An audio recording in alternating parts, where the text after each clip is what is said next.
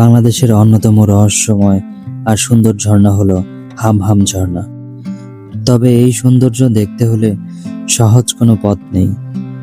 গহীন জঙ্গলের ভেতর দিয়ে ঘন্টার পর ঘন্টা হাঁটা, পাহাড়ি উঁচু নিচু আঁকাবাঁকা রাস্তা আর ঝিরির পথ পাড়ি দেওয়ার পরই দেখা মেলে প্রকৃতির এই অপূর্ব সৃষ্টি।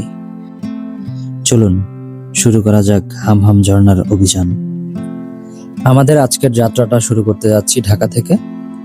ঢাকা থেকে সরাসরি চলে যাব শ্রীমঙ্গল এবং আমাদের গাড়ি ছিল রাত 11টায়, ভাড়া পড়েছিল 580 টাকা। আপনারা চাইলে বাংলাদেশের যে কোনো প্রান্ত থেকেই সরাসরি শ্রীমঙ্গলে চলে যেতে পারেন। আর আমাদের আজকে সারা রাতের মতো লাগবে, সকাল সকাল পৌঁছে যাব শ্রীমঙ্গলে। সরাসরি আপনাদের সাথে কথা হবে শ্রীমঙ্গলে গিয়ে। চলুন একসাথেই যাই।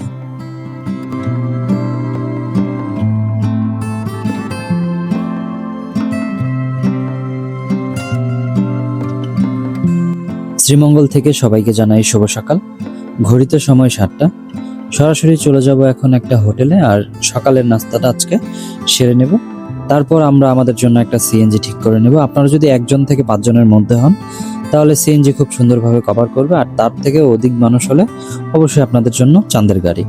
আর ভাড়ার যে বিষয়টা সেটা অবশ্যই দামাদামি করে নেবেন, কারণ ওরা অনেক বেশি দাম চায়, যতটা দামাদামি করে কমাতে পারেন। আর আজকের যেই সিএনজিটা আমরা ঠিক করেছিলাম ওকে অবশ্যই অ্যাভয়েড করবেন, ও হচ্ছে স্ক্যাম করে। সো আমি বলবো আমার অভিজ্ঞতা থেকে যে ওনাকে আপনারা যতটুকু পারেন অ্যাভয়েড করবেন। সিএনজিটা 1500 টাকায় সারাদিনের জন্য আমরা ভাড়া করে নেই। আর এখন আমরা সরাসরি চলে যাবো হচ্ছে হামহামের উদ্দেশ্যে। হামহামে গেলে নর্মালি হচ্ছে মোটামুটি অলমোস্ট বলতে গেলে ম্যাক্সিমাম সময় চলে যায়, যার কারণে আসলে বেশি দেরি দেখা যায় না। শ্রীমঙ্গলে যদি ঝর্ণা দেখতে যান তাহলে হচ্ছে আপনাকে আসলে ওইভাবেই prepare হয়ে আসতে হবে। ঠিক আছে? প্রথমে হচ্ছে আমরা যাবো হাম্মাম ঝর্ণা এবং হাম্মাম ঝর্ণাটা দেখো। তারপর আসার পথে 1-2টা জায়গা দেখে আসবো যদি সময় থাকে। আপনি দেখে দেখবো। আর যদি সময় থাকে পরবর্তী হচ্ছে যদি কিছু দেখা যায় সেটাই। আর আমার সাথে আজকেও আছে নিশাত। আমি একসাথে ঘুরি, তাতে আপনাদের দেখার চেষ্টা করি। চলো যাওয়া যাক।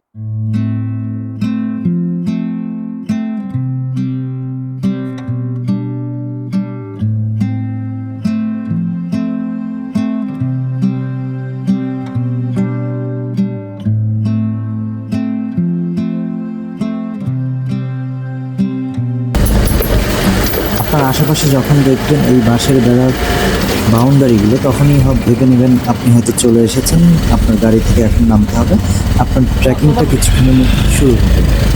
এই বাসাবাড়িগুলো হচ্ছে চা বাগানের শ্রমিকদের। এখানের ম্যাক্সিমাম মানুষই হচ্ছে হিন্দু সম্প্রদায়ের। পরিবেশটা খুব গোছালো, খুবই ভালো লাগবে।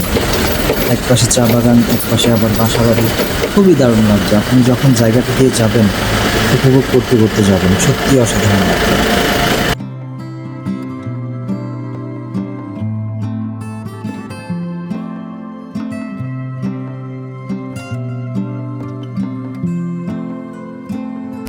আমরা হচ্ছে এখানে আসলে হচ্ছে সিএনজি দিয়ে আসলে হচ্ছে পার্কিং করার জন্য পার্কিং ভাড়া দিতে হয়। মানে আপনি গাড়ি যেটাই নিয়ে আসেন পার্কিং ভাড়া নিতে হয়। আর প্রথমেই বলবে যে হচ্ছে গাইডের ব্যাপার, যে গাইড নিতে হবে। ঠিক আছে, গাইড ছাড়া যেতে পারবে না, অনেক মানে ভয় টাইপ দেখায় আর কি। যাই হোক, তো নর্মালি হচ্ছে আপনারা যেটা করবেন একটা টিমকে জাস্ট ফলো করবেন, আর কিছুই করতে হবে না, নর্মালি চলে যেতে পারবেন। আর আমরা মাত্র ট্রেকিংটা শুরু করলাম। আর চেষ্টা করবেন হচ্ছে হ্যাংলেট কেনার, কারণ এটা হচ্ছে আমার মনে হয় সেফ, কারণ নয়তো আসলে পাটা কেটে যাওয়ার একটা সম্ভাবনা থাকে। এটা পড়লে মোটামুটি ভালো সেফ। আর ভালোই একটু মেঘলা ওয়েদারে আসলে হয় কি ঠান্ডা ঠান্ডা থাকে, বাতাস থাকে, ভালোই লাগে। আর বাকিটা তো সামনে গিয়ে বলতে পারবো যে কী অবস্থা। আর আমার সাথে নিষাদ আছে। যদি আপনারা গোসল করেন, ঝর্ণায় গেলে তো আসলে গোসল করতেই হয়, করেই। চেষ্টা করবেন গামছা অথবা একটা কিছু নিয়ে নেওয়ার। মোটামুটি 2 ঘন্টার মতো হাঁটতে হবে, 1.5 ঘন্টা 2 ঘন্টার মতো হাঁটতে হবে, তারপরে আমরা পৌঁছাইতে পারবো। আর বাতাসটা ভালোই লাগতেছে, খারাপ না। কেমন লাগে নিকাত? হ্যাঁ, এখনো কিছুই শুরু হয়নি, সামনে গেলেই জঙ্গল শুরু হবে। তো যাওয়া যাক, চলুন।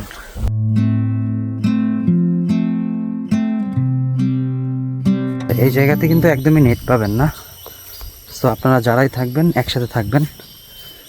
একা আসলে তো একাই, আর গ্রুপ আসলে অবশ্যই গ্রুপের সাথে একসাথেই থাকবেন। জঙ্গলটা মোটামুটি ভালোই ঘন মনে হচ্ছে।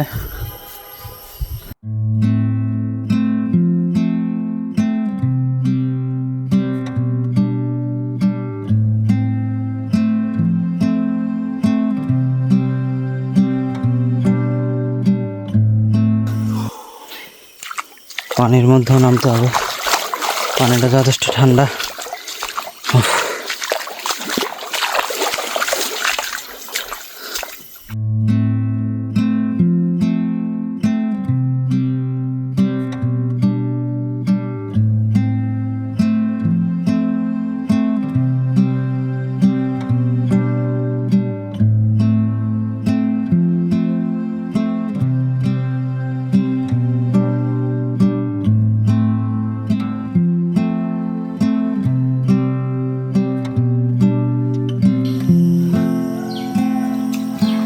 চলো, মোটামুটি ভালো কয়েকটা ছোট ছোট ঝিরি টাইপ, যে দিক দিয়ে ওঠা ঝিরি টাইপ পার করতে হয়। ও একটু হেলদি মানুষ তো একটু ঝামেলা হয় আর কি।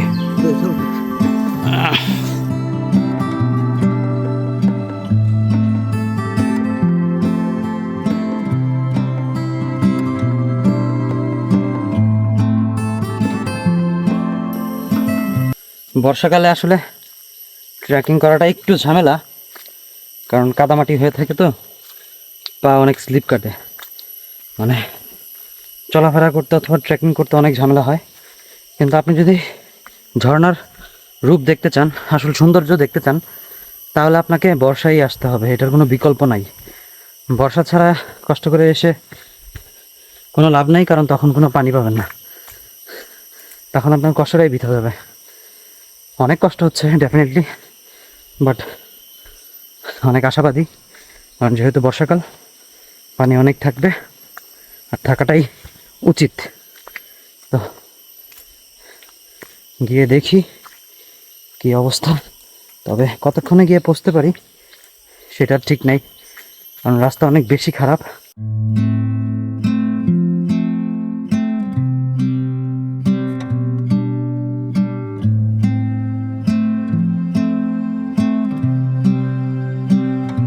এটা আমরা গর্তের ভিতরে রাখিয়া দেই, ন্যাচারাল ফ্রিজ, ঠান্ডা না।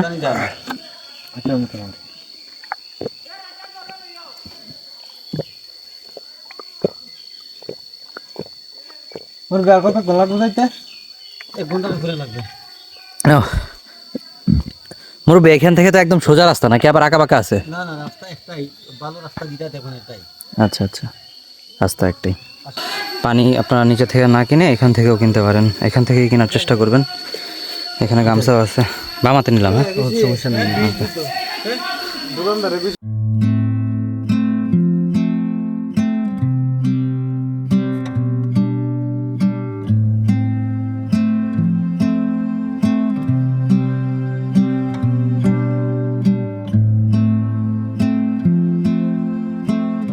এই হলো রাস্তার অবস্থা।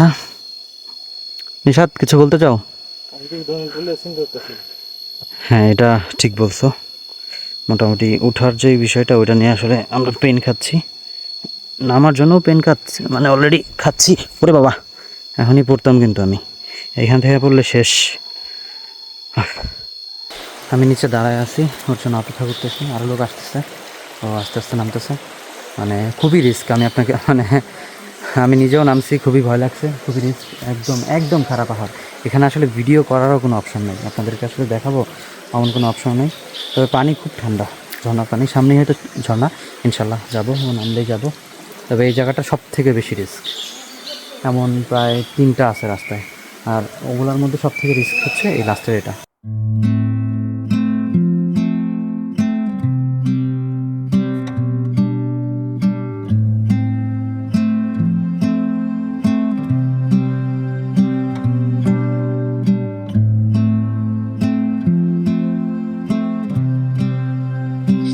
এই সেই ঝর্ণার অপরূপ সৌন্দর্য, যা দেখার জন্য পার করতে হয়েছে অনেক দুর্গম রাস্তা। কিন্তু যখন আমি এখানে দাঁড়িয়ে আছি, এটা দেখছি, তখন সকল দুঃখ আমি ভুলে গিয়েছি। সত্যি পাহাড় আমাদেরকে একটা জিনিস শেখায়, পাহাড়ি রাস্তা যত বেশি কঠিন হবে তত বেশি সৌন্দর্যের দেখা পাওয়ার সম্ভাবনা থাকে। বিষয়টা সত্যিই মিলে গেল। যখন আপনি এখানে দাঁড়াবেন, আপনি সমস্ত কিছু ভুলে যাবেন। প্রকৃতির সৌন্দর্যটা কতটা অদ্ভুত তা আসলে কাছে না আসলে বোঝা যায় না।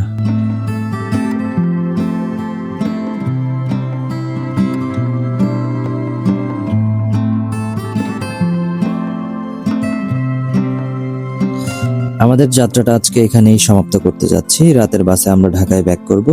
আর আপনারা যেটা করবেন, একটু সকাল সকাল আসার চেষ্টা করবেন, তাহলে আরো 1-2টা জায়গা কভার করতে পারবেন। আমাদের চ্যানেলটা সাবস্ক্রাইব করতে ভুলবেন না, লাইক করবেন, কমেন্ট করে জানাবেন আপনার অভিজ্ঞতা। পরবর্তী ট্যুরটা কোথায় দিব সেটাও অবশ্যই জানাবেন। ইনশাল্লাহ দেখা হবে নতুন ভিডিওতে, নতুন কোনো জায়গায়। ভালো থাকবেন, দোয়া করবেন। আসসালামু আলাইকুম।